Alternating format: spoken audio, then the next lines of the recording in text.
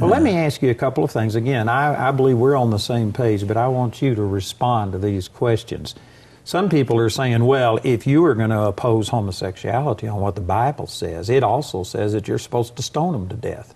Do you believe in stoning them to death? Do you want to kill all homosexuals? I don't, and that's a tough question because that comes out of the Mosaic law.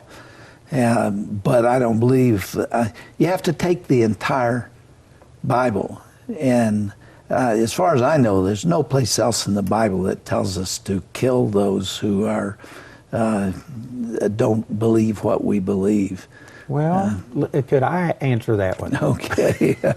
You ask a tough question. I know I did, but I know that these are things that people are using. They use them against me. Yeah. But you know, the Old Testament did say to kill a homosexual, to kill an adulteress, to kill a witch. You had to kill them. And if your children were rebellious and didn't respond the first time you corrected them, you had to bring them to the elders and let them kill them.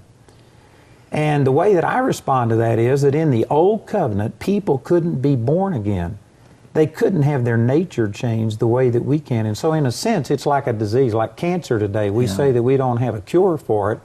And so people will cut off parts of your body. You will take radiation. You will do extreme things that actually hurt you, but it's in order to save the life.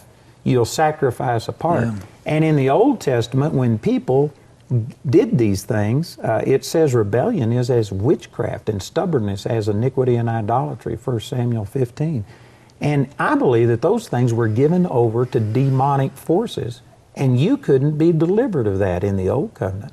But in the New Covenant, we've got a cure, which is forgiveness and salvation through Jesus. So we don't now kill our children when they're rebellious. We don't kill adulterers. We don't kill homosexuals. But it hasn't changed the fact that those are still wrong. We just now have a cure for it through faith in Jesus, and that's the reason we don't do Jesus gave us a new covenant. Absolutely. That's why it's called a New Testament. Right. Absolutely. There is a difference between the way things were done in the Old Covenant versus the way that they're done in the New Covenant.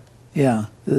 And the homosexual activists would accuse you of wanting to stone them and kill them. And I don't. I can see how they use that.